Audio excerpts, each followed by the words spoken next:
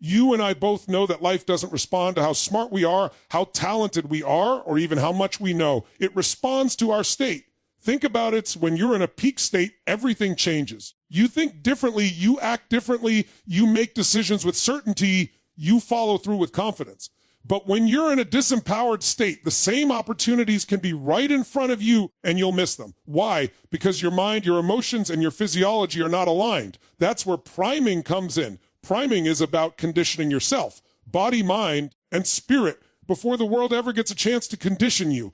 Too many people wake up and immediately let life hijack them. They check their phone, they see the news, they see a message from their boss, they scroll through social media, and instantly they're reactive. They're no longer in charge of how they feel. They're responding to everyone else's agenda. But when you prime, you decide your state before the world decides it for you. It's like taking control of the steering wheel of your own brain and saying, I'm driving today. I'm not letting circumstances push me around. So let's do this together. Imagine starting every day with energy, focus, gratitude, and strength. That's not something you hope for. It's something you create. First step, move your body, change your breath, change your motion, and your emotions will shift instantly. Stand tall, breathe deep, shake off the old energy. Physiology is the fastest way to change psychology. Second step, gratitude. When you flood your mind with appreciation, fear disappears, anger disappears, stress dissolves. You can't be angry and grateful at the same time. It's impossible. So close your eyes and think of 3 moments you are deeply grateful for, big or small. Feel them, don't just think them. Relive them as if they're happening now. Third step, focus on what you want to create. See it in your mind. See the outcomes, the victories, the breakthroughs. Not in some vague someday way, but in vivid detail. Picture it, feel it, claim it as if it's already yours. Because the brain doesn't know the difference between something you vividly imagine and something you actually experience. And finally, breathe life into your purpose. Say to yourself with power, this is my day. This is my time. I decide how I show up. I decide who I am. Speak it with strength because the words you say condition the world you experience. If you prime your mind and body every morning, even just 10 minutes, you'll notice something extraordinary. Opportunities appear. People respond to you differently. Problems don't shrink, but you grow so much bigger than your problems that they no longer control you. This is not hype. This is not motivation. It's training. It's wiring your nervous system for success. It's setting yourself up to win before the game even begins. So here's the choice. Will you let the world dictate your state every day, or will you prime yourself to be unstoppable? Stand tall, breathe deep, and decide right now, this is who I am, this is how I live, this is how I show up. State is everything, and the quality of your life is the quality of your state. Think about it for a moment. Every decision you've ever made in your life was not just a product of information or logic. It was a reflection of the emotional state you were in at that exact moment. When you were confident, strong, and certain, you took bold action. When you were fearful, doubtful, or uncertain, you hesitated or you backed away. It wasn't the circumstances that determined your outcome. It was the state you were in when you encountered those circumstances. That is why priming matters so much, because if you wait for life to dictate your state, you're at the mercy of chance. One text message, one phone call, one glance at the news can shift your emotions, and suddenly you're not in control anymore. You're reacting instead of leading. But when you understand that your state is the master key, you realize you don't have to live that way. You can choose to take command before the world ever has a chance to touch you. Imagine 2 different mornings. In one version, you wake up groggy, check your phone, see something that frustrates you, and drag yourself out of bed already stressed. You carry that state into your work, your family interactions, your decisions. You're behind the curve before the day even begins. In the other version, you wake up, you take a few minutes to prime your body and your mind. You breathe deeply, you move your body with power, you focus on gratitude, you visualize what you want to create, you lock in a peak state before you've even opened your email. Which version of you do you think shows up differently? Which version leads instead of reacts? Which version attracts opportunities, inspires others, and handles challenges with strength? That's the difference state makes. Same person, same circumstances, 2 completely different outcomes because of one factor, state. When you look at people who achieve extraordinary things, it's not that they never face problems. It's not that they have more hours in the day. It's not even that they're smarter. It's that they manage their state with absolute precision. They've trained themselves to step into a powerful emotional state at will. While others are waiting to feel ready, they generate the readiness. While others are hoping for motivation, they create the drive. This is not about waiting, it's about conditioning. And once you see that state is the source of everything, your energy, your clarity, your resourcefulness, you stop leaving it up to chance. The truth is, most people live like emotional pinballs. They bounce from one external event to another, letting the outside world determine whether they feel joy, frustration, or stress. If traffic is light, they're happy. If it's heavy, they're miserable. If their boss smiles, they feel good. If their boss frowns, they feel bad. They've handed over the keys to their emotional life to everyone and everything around them. That's why so many people feel stuck, because they've never learned that their state is not something they endure, it's something they create.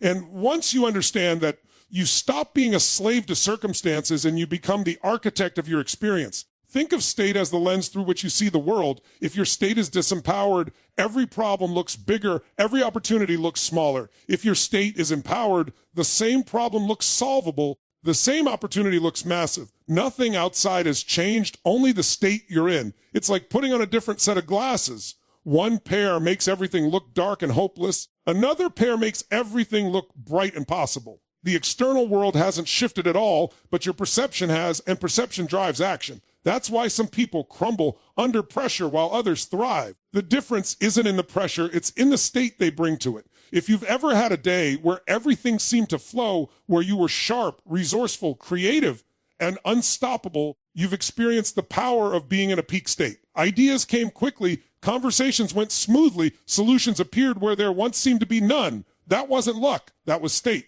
On the other hand, if you've ever had a day where nothing went right, where you were frustrated, confused, and unproductive, that wasn't bad luck, that was also state. Same person, same brain, different emotional conditioning, different results. Once you realize that, you stop asking, why is today so hard? And instead ask, what state am I in right now, and how can I shift it? Priming is the way you take control of this process deliberately. Instead of hoping for a good day, you generate the state that creates a good day. And when you commit to it daily, it becomes automatic. It's like training a muscle. At first, you consciously focus on it, but over time, your nervous system adapts and it becomes your default. You stop waking up in reaction and start waking up in creation. You stop waiting for circumstances to give you permission to feel powerful, and instead you step into that power on demand. And the more you practice it, the more natural it becomes. The mistake people make is thinking that state is something that just happens. They wait until they feel like it before they act, not realizing that action is what creates the feeling. Move your body with intensity, your state changes. Breathe differently, your state changes. Focus differently, your state changes. Say something with conviction, your state changes. It's not complicated, it's conditioning. The reason athletes, performers, and leaders prime themselves before stepping on the field, the stage, or into a negotiation is because they know the world doesn't give you what you want. It gives you what you're prepared for. And the best preparation isn't just strategy, it's state. Strategy without state is useless. In a weak state, even the best strategy will fail. In a powerful state, even a shaky plan can succeed because you bring the energy and resilience to adapt and overcome. So when I say state is everything, it's not just a catchy phrase, it's the truth that runs underneath every result in your life. You don't get what you're capable of, you get what you're willing to step into in the moment. And what you step into is determined by the state you choose to live in consistently. Physiology first, because before the mind shifts, the body must shift. You cannot sit slouched, shallow breathing with your head down and expect to feel powerful, certain, or alive. The body is the foundation of your emotional state. And when you understand that, you stop waiting for thoughts to change first and instead command the shift with motion. Think about it. Every emotion you've ever felt had a corresponding physiology. Confidence has a posture. It has a breath. It has a tone. Fear has a posture. It has a breath. It has a tone. You can spot someone's state just by looking at the way they move, the way they carry themselves, the way they breathe. If you can recognize that, then you can also reverse engineer it. If a weak physiology produces a weak state, then a strong physiology can produce a strong state, and it can happen instantly. People often believe they have to think positive or wait until the right feeling comes before they act, but the truth is the fastest way to change the mind is to change the body. Try being depressed while standing tall with your shoulders back, breathing deeply, and moving with intensity. Try being fearful while clapping your hands, jumping in place, shouting with strength, and filling your lungs with oxygen. The mind will fight to follow the body because your nervous system is wired that way. This is why athletes jump, scream, and pump themselves up before competition. This is why soldiers train with drills that condition their bodies to respond before the brain even has time to think. They're not waiting to feel ready. They're programming readiness into their physiology. Consider how most people start their day. They roll out of bed sluggishly, drag themselves into the bathroom, scroll on their phone, and move like they're half asleep. That sluggish physiology locks in a sluggish state, and they wonder why they feel unmotivated. They didn't wake up unmotivated. They woke up without priming their body for energy. Imagine instead jumping out of bed, moving your arms, filling your chest with breath, doing push-ups, bouncing, stretching with strength. In 2 minutes, the body floods with oxygen, the blood pumps, the hormones shift, and suddenly your state is completely different. Nothing outside changed, but the physiology told the brain, we're alive, we're ready, we're strong. That's the difference between a day where you crawl through and a day where you dominate. The truth is, your physiology is the most underutilized tool you have. Most people use their body unconsciously, not realizing every slump, every sigh, every shallow breath is programming their brain into weakness. But once you become conscious of it, you can flip the switch whenever you want. Shoulders back, head up, breath deep, move with energy, and watch how your state shifts in seconds. It's not theory, it's science. Studies show that posture alone alters hormone levels, confidence, and mood. A power stance literally raises testosterone and lowers cortisol, which means you become more decisive and less stressed. Just by the way you stand, if something that small can shift your state, imagine what deliberate, powerful movement can do. Every culture throughout history has used physiology to create state. Chanting, dancing, drumming, breathing, shouting, rituals, all of them are physical tools to condition emotion. Look at a celebration. People move their bodies, clap, sing, lift their arms. Look at grief. People collapse, curl inward, breathe shallow. The body speaks before the mind. When you learn to use this consciously, you stop being a slave to unconscious patterns and start using your physiology as a weapon. Think of times you were unstoppable. Chances are you weren't sitting still with your hands folded and breathing lightly.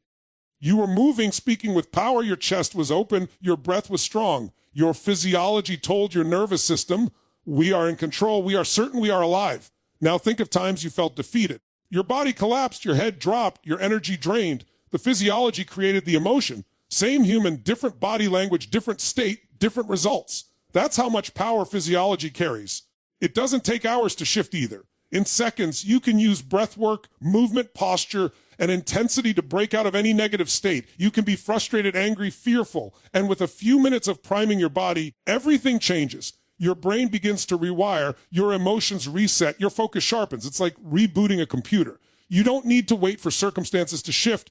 You reboot your physiology, and the state follows automatically. There's a reason why high performers, whether in sports, business, or art, never enter their arena without priming their physiology. They warm up, they stretch, they breathe, they move with purpose. That ritual isn't just about physical readiness, it's about emotional readiness. It's telling the brain and body, we're entering peak state, let's go. The average person skips this and pays the price, wandering into challenges without energy, without clarity, without power.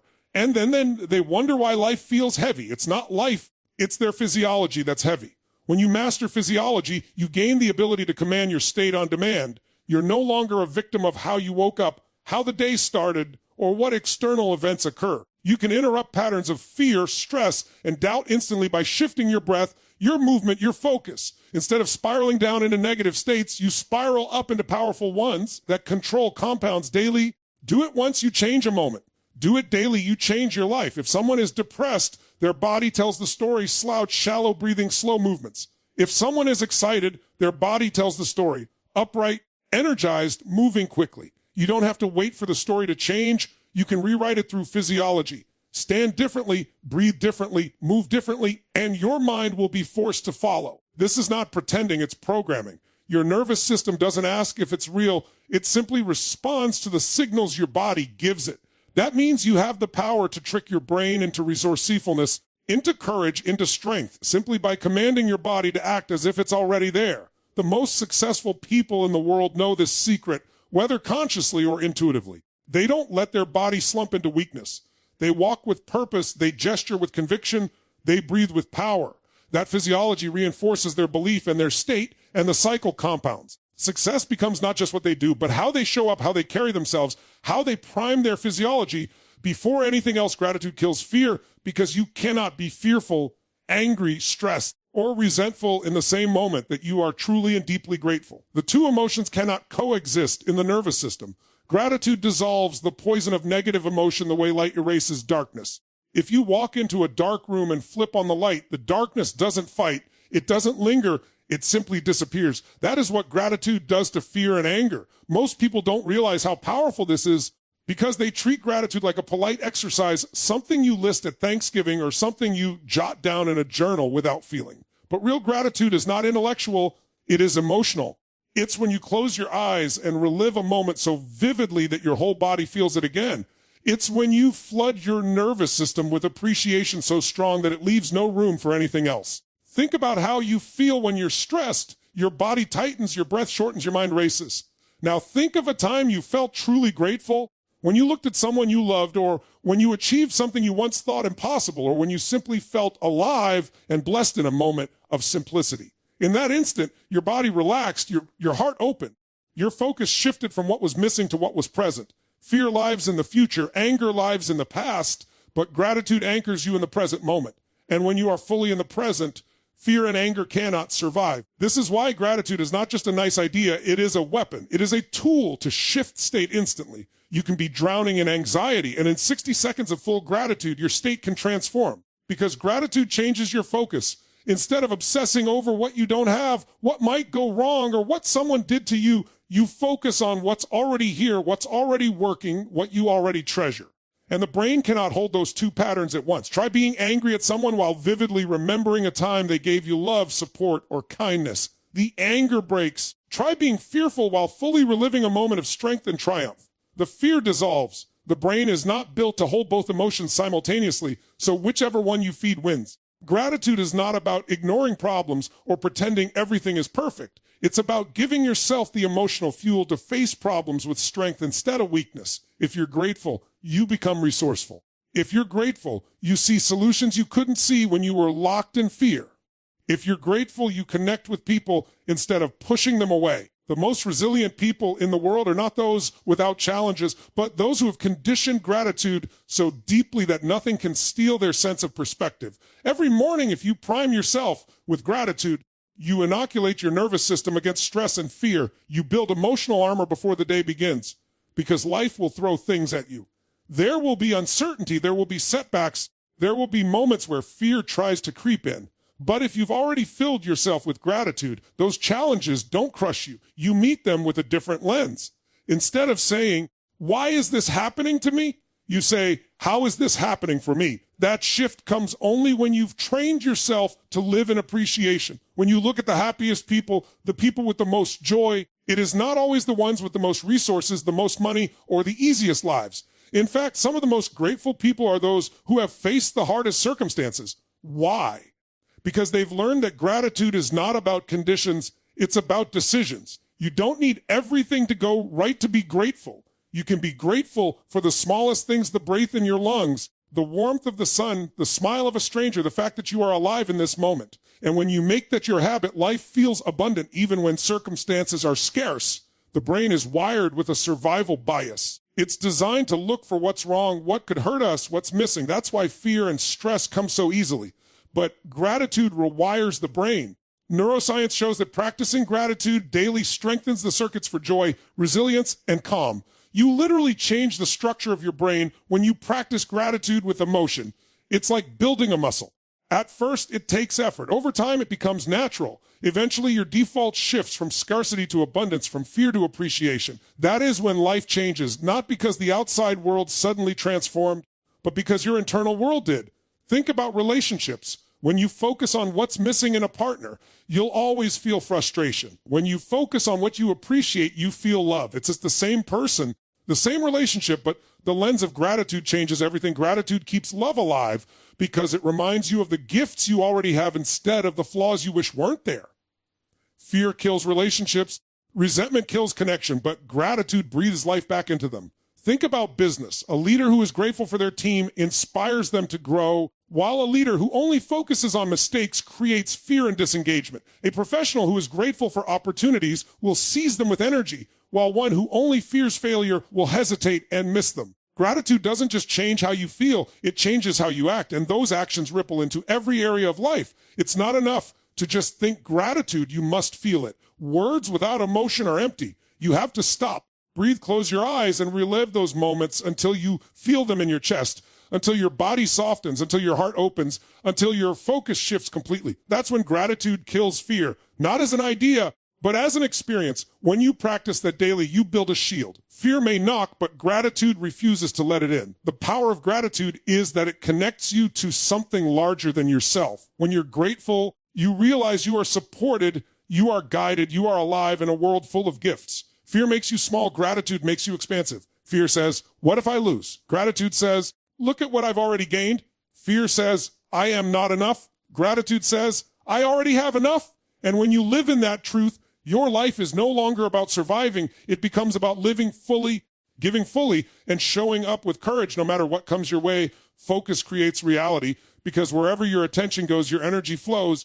And whatever you consistently focus on begins to shape your experience of the world. Two people can live through the exact same circumstances and yet create completely different lives because they focus on entirely different aspects of reality. One person focuses on what's missing, what's broken, what's painful, and they feel powerless. Another person focuses on what's possible, what's working, what can be created, and they feel empowered. Nothing external changed, only the lens of focus. That lens becomes reality, because your brain will filter everything to match it. The human brain has a filtering system called the reticular activating system. Its job is to take the millions of pieces of information around you and narrow them down to what you believe is important. If you decide that life is unfair, your mind will find endless evidence to support it. If you decide that life is abundant, your mind will find proof everywhere. Focus directs the filter. It doesn't matter what's happening outside, your brain will delete, distort, and generalize everything until it matches your dominant focus. That's why two people can walk into the same room and see completely different things. One sees problems, the other sees opportunities. One sees reasons to fear, the other sees reasons to act. What you consistently look for, you will find. When you focus on problems, they expand. They consume your mind, they drain your energy, and soon they seem bigger than they really are. But when you focus on solutions, your creativity activates, your resourcefulness kicks in, and suddenly what felt impossible becomes manageable. Focus is not about ignoring reality. It's about choosing which part of reality you give power to. Problems are real, but so are solutions. Pain is real, but so is strength. Lack is real, but so is abundance. Your experience depends on which side you focus on. Every achiever, every leader, every visionary has trained their focus. While the masses are distracted by noise, they lock their attention on a clear outcome. They see it, feel it, imagine it in vivid detail until it becomes more real than the obstacles in front of them. That focus guides their actions, their decisions, and their persistence. When the mind sees a clear picture of what it wants, the body follows. When the mind is scattered, the body hesitates. That's why people who know how to focus achieve things that seem impossible to others. They're not more talented, they're more directed. Visualization is a powerful extension of focus. When you vividly imagine the outcome you desire, your nervous system fires as if it's already happening. The brain doesn't fully distinguish between real experience and deeply imagined experience. This is why athletes mentally rehearse their performance. Why top performers walk through their success in their minds before they live it. They're not just daydreaming, they're wiring their brains to act in alignment with that vision. Focus creates a reality in the nervous system first, and that reality eventually shows up in the external world because the person acts with certainty instead of hesitation. Focus also determines emotion. If you focus on what you can't control, you'll feel helpless. If you focus on what you can control, you'll feel empowered. If you focus on what you've lost, you'll feel grief.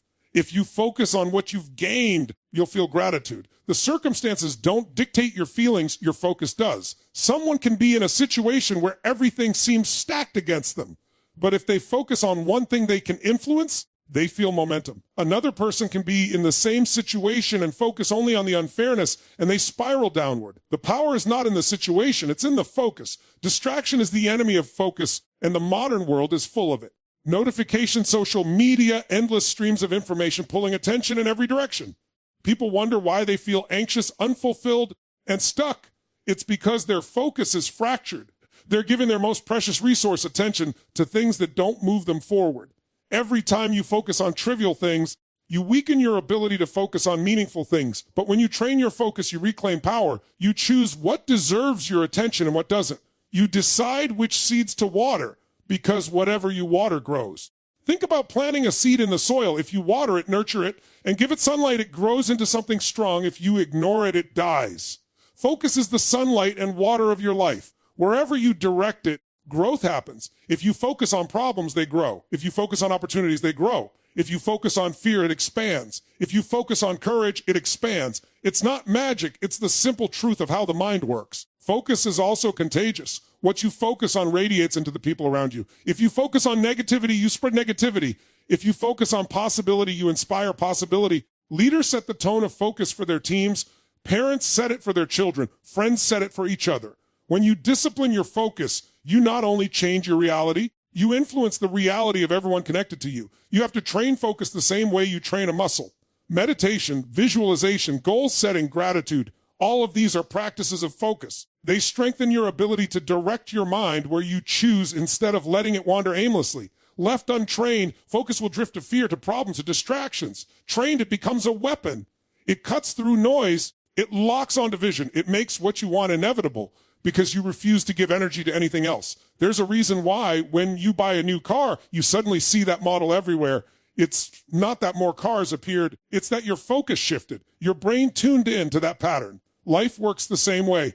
If you focus on opportunities, you start seeing them everywhere. If you focus on abundance, you notice resources that were always there but previously invisible. If you focus on love, you find it in places you never noticed before. Your reality expands in the direction of your focus. When challenges come, the most important decision you make is what you choose to focus on. Will you focus on the size of the obstacle or the size of your potential? Will you focus on what you've lost or on what you can still create?